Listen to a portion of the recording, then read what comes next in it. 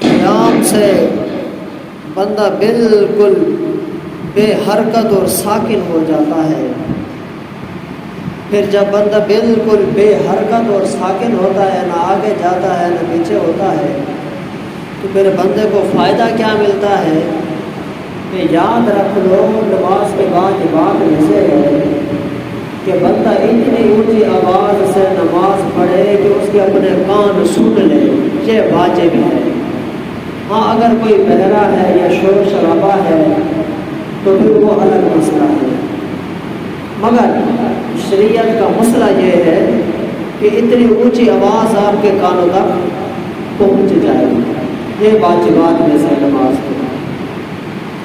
تو سائنس کیا کہتی ہے اس کے حوالے سے کہ جب آپ کی آواز آپ کے کانوں تک پہنچتی ہے تو ان قرآنی الفاظ کے انوار پورے جسم میں سرایت کر جاتے ہیں۔ قرآن نور ہے اور اس نور کے انوار تو جلیات نکلتے ہیں اور پورے جسم پہ حاوی ہوتے ہیں، اور جو امراض کے دفعے کے لیے اکثیر اعظم ہوتے ہیں۔ آپ نے دیکھا ہوگا بندے بیمار ہوتے ہیں، لاچار ہوتے ہیں، تو جو بیمار بندہ نماز پڑھنے والا ہوگا اس بندے کی نسبت تکڑا ہوگا جو نماز نہیں ادا کرتا۔ بیمار بندہ نمازی بندہ بہت اچھا ہوتا ہے، مگر بیمار بندہ بے نمازی بندہ اپنی جان پہ بھی بوجھ بن جاتا ہے، گھر والوں پر بھی بوجھ بن جاتا ہے۔ نماز پڑھنے کی برکت سے وہ اس کا اپنا بوجھ بھی ہلکا ہوتا ہے، اس کے گھر والوں پر بھی وہ بوجھ نہیں بنتا۔ قیام کرنے سے جسم کو سکون محسوس ہوتا ہے۔ کبھی آپ تھکے ہوئے ہوں، خشوع اور خضوع کے ساتھ وضو کریں اور بالکل پرسکون طریقے سے نماز ادا کریں تو آپ کو محسوس ہوگا کہ نماز واقعتاً سکون ہے، نماز کے اندر سکون ہے۔ پھر چونکہ قرآن پاک کی تلاوت ہو رہی ہوتی ہے اس لیے اس کا جسم ایک نور کے حلقے میں مسلسل لپٹا جاتا ہے۔ مسلم شریف کی حدیث پاک ہے، آقا علیہ الصلوۃ والسلام نے ارشاد فرمایا الصلاۃ نور، نماز نور ہے۔ جب یہ نماز نور ہے تو کیسے نور ہے؟ سائنس یہ کہتی ہے کہ تم جو اپنی زبان سے قرآن پڑھتے ہو تو قرآن کا نور نکلتا ہے، اور یہ نور کی شعائیں تمہارے سارے جسم کو لپیٹ لیتی ہیں۔ پھر یہ سارے جسم کو جب لپیٹ لیتی ہیں تو سائنس کہتی ہے کہ ان شعاؤں سے بندے کے جسم کو قوت ملتی ہے، طاقت ملتی ہے۔ بندے کے جسم کو نماز پڑھنے کی برکت سے، ان انوار و تجلیات کی برکت سے۔ پھر آگے کہتی ہے سائنس کہ غیر مرئی شعائیں اس کے جسم کا احاطہ کر لیتی، اس کے جسم کو گھیر لیتی ہے۔ جو شعائیں نظر نہیں آتی، ہمیں تو نظر نہیں آتی، مگر قرآن میں حدیث میں جو فرمایا کہ نماز نور ہے تو یہ واقعتاً نور ہے۔ آج 1400 سال بعد سائنس نے ثابت کر دیا کہ نماز حقیقتاً نور ہے، مگر حضور نے 1400 سال پہلے فرما دیا تھا الصلاۃ نور، نماز نور ہے۔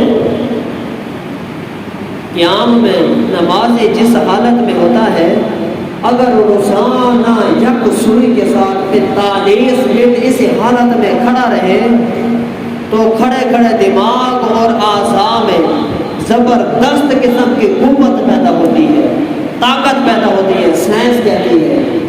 مگر قربان ہے رب تعالیٰ کے احکامات پر، صبح فجر کی نماز ادا کرتے ہیں 15 منٹ لگ جاتے ہیں، 10 منٹ لگ جاتے ہیں، ظہر کی نماز ادا کرتے ہیں 20 منٹ لگ جاتے ہیں، 15 منٹ لگ جاتے ہیں، عصر کی نماز ادا کرتے تو اتنی مقدار ہو جاتی ہے، مغرب کی نماز میں بھی تقریباً 15 منٹ لگ جاتے ہیں، عشاء کی نماز میں تقریباً آدھا گھنٹہ لگ جاتا ہے۔ تو اس طرح اس کا حساب بنائیں تو تقریباً یہ گھنٹہ یا اس سے کچھ زیادہ وقت لگتا ہے، جبکہ سائنس یہ کہہ رہی ہے آج 1400 سال بعد کہ بندہ اگر 1 گھنٹے 45 منٹ صرف کھڑا رہے جس حالت میں وہ نماز پڑھتے ہیں تو بندے کے جسم کو بے شمار قوت اور طاقت حاصل ہوتی ہے. نماز پڑھنے سے بھی اور مزید طاقت بڑھ جاتی ہے. اور پھر فرماتے ہیں کہتے ہیں کہ جب بندہ نماز قیام کی حالت میں ہوتا ہے تو اس سے ایک ان کے اپنی ایک ورزش ہے اس کا نام یوگا ہے, پھر ٹیلی پیتھی ہے عجیب یہ ان کی ایک اصطلاح ہے. یہ چیز تینوں چیزیں ٹیلی پیتھی ہے عجیب اور اصول یوگا یہ نماز میں قیام کی حالت میں بندے کو حاصل ہو جاتا ہے. پھر قیام سے مؤخر دماغ جس کا کام چال ڈھال اور جسم انسانی کی رفتار کو کنٹرول کرنا ہوتا ہے تو وہ دماغ قوی ہو جاتا ہے اور ایک ایسے خطرناک مرض سے بچا رہتا ہے جس سے آدمی اپنا توازن درست نہیں رکھ سکتا. یعنی کہ اگر انسانی جسم کو 15 منٹ کی یہ جو کھڑے ہونے کی جو ورزش ہے یہ نہ دی جائے تو سائنس کہتی ہے کہ بندے کا جسم خطرناک قسم کی بیماری میں مبتلا ہو سکتا ہے. مگر جو بندہ نماز پڑھ لیتا ہے تو وہ اس ساری بیماری سے نجات پا لیتا ہے. سبحان اللہ. نماز ایک ایسی ورزش ہے کہ جو رب تعالیٰ نے 1400 سال پہلے مقرر فرما دی اور آج سائنس اس کی تحقیقات کر رہی ہے. پھر جب ہم نماز پڑھتے ہیں قیام کرتے ہیں تو قیام کی حالت میں عورتیں ہاتھ سینے پہ باندھتی ہیں اور مرد جو ہاتھ ناف کے نیچے باندھتے ہیں, ناف کے برابر باندھتے ہیں. تو سائنس یہ کہتی ہے کہ جو ہاتھوں کی شعائیں نکلتی ہے وہ براہ راست عورت کے جسم میں منتقل ہوتی ہے اور جو عورت کے جسم میں بچہ ہوتا ہے تو وہ انوار اور تجلیات بچے میں منتقل ہوتی ہے. تو جو بچہ پیدا ہوتا ہے تو پیدا ہونے کے بعد جو نماز کی برکتیں, نماز کا انوار و تجلیات جو اس نے ہاتھوں کے ذریعے سینے میں اور سینے سے اپنے بچے میں منتقل کی تھی تو بچے کے پیدا ہونے کے بعد بچے کے اندر وہی اثرات اللہ سے بند ہوں گے. یہی وجہ ہے کہ جو عورتیں نماز پڑھتی ہیں ان کے بچے بھی نماز پڑھتے ہیں, جو عورتیں نماز نہیں پڑھتی ان کے بچے بھی نافرمان ہوتے ہیں کیونکہ وہ عورت خدا کی نافرمان ہے تو بچے اس کا نافرمان بن جاتا ہے. سائنس کیا کہتی ہے؟